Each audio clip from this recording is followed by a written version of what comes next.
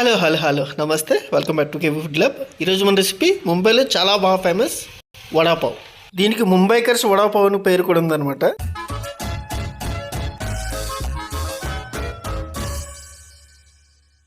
Almost 100 grams potato తీసుకుని దాన్ని boil చేసి పెట్టి అది వేసుకుందాం. పసుపు, చిటికెడు పసుపు,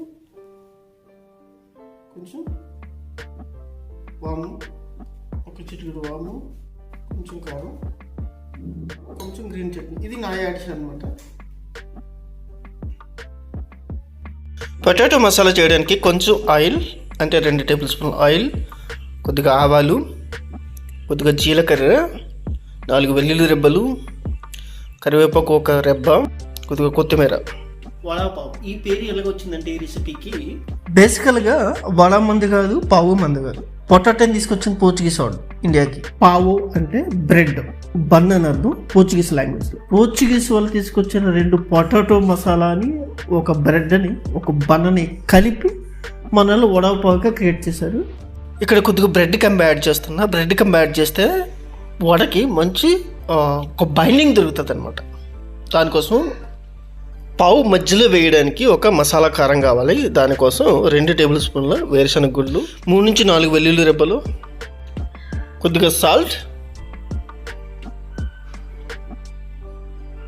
ఒక గ్రీన్ చిల్లీ, 1 టీ స్పూన్ కారం, కొంచెం పసుపు, ఒక రెబ్బ కరివేపాకు. గుళ్ళు వేగే వరకు వేయించుకుని దీన్ని పొడి చేసి పెట్టేస్తే కారం రెడీ. వడ ఫ్రై చేయడానికి పిండి కలుపుకుందాం. దానికోసం శనగపిండి 1/2 కప్ తీసుకుని దాంట్లో కొంచెం వాము, చిటికెట పసుపు, చిటికెట కారం, కొంచెం ఇంగువ, అలాగే సోడా. మనం తాగే సోడా ఉంటుంది కాదు. బ్యాటరీ కన్సిస్టెన్సీ అనేది ఇంత ఉండాలన్నమాట. యాక్చువల్గా వడాపావ్ని ఇన్వెంట్ చేసింది అశోక్ వైద్య అని ఆయన 1966లో ముంబైలో దాదర్ రైల్వే స్టేషన్ దగ్గర స్ట్రీట్ ఫుడ్ వెండర్స్ ఉండేవాళ్ళు.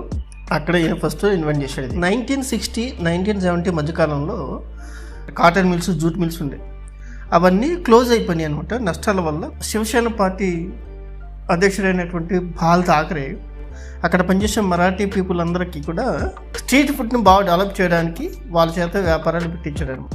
సో అలా అక్కడ పనిచేసే వర్కర్స్ అందరూ కాస్త స్ట్రీట్ ఫుడ్ వెండర్స్ అయ్యారు. ఇప్పుడు ముంబైలో మనం చూస్తున్న స్ట్రీట్ ఫుడ్ విపరీతమైన డిమాండ్ ఉందంటే దానికి ఆజ్యం వచ్చింది మాత్రం ఆయనే, ball Thackeray. So that is the behind the story of vada pav.